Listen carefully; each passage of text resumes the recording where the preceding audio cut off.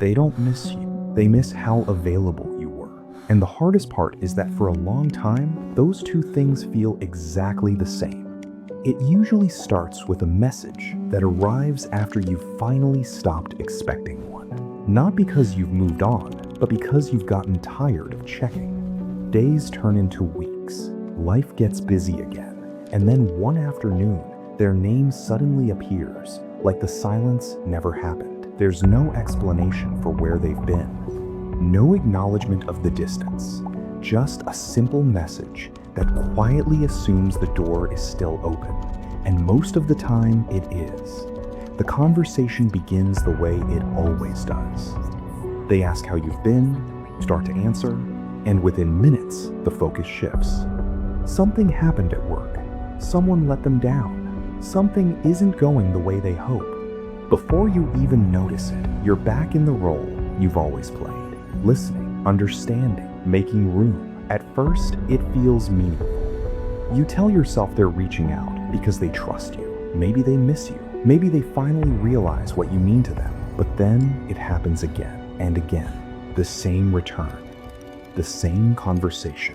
The same disappearance. Once things feel better on their side, that's when a strange question starts to replace the hopeful one. You stop wondering why they came back and start wondering what happened right before they did.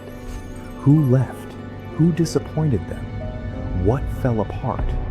Because somehow your name keeps appearing right after something else leaves. The pattern is easy to miss because nothing about it feels intentionally cruel. In fact, that's what makes it confusing.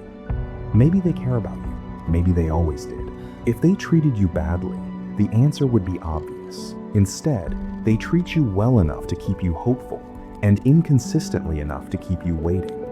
And while you're busy paying attention to what they need, you don't notice something else. They know exactly how to find comfort with you. They know exactly what to say when they need understanding. But they know surprisingly little about the life you're living when they aren't around. They don't know what you've stopped talking about. They don't know what's changed. They don't know who you've become in the spaces where they were absent. They know how to find you. They just don't know where you've been. That realization doesn't arrive all at once. It shows up in small moments. A conversation that ends the second their mood improves. A long silence after hours of talking. The feeling of being needed constantly and known barely at all. And eventually, you begin to see the difference between being valued and being available. Not because someone explains it to you, because you've lived it enough times to recognize it. Every time they came back, you paid attention to what they needed. You never stopped to ask why they only appeared when they needed something. Then one day the message arrives again. The same name, the same familiar opening, but something feels different. There's no rush this time, no relief, no feeling that you need to prove you're still there.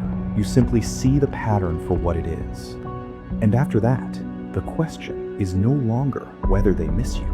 The question is what remains once access is no longer guaranteed.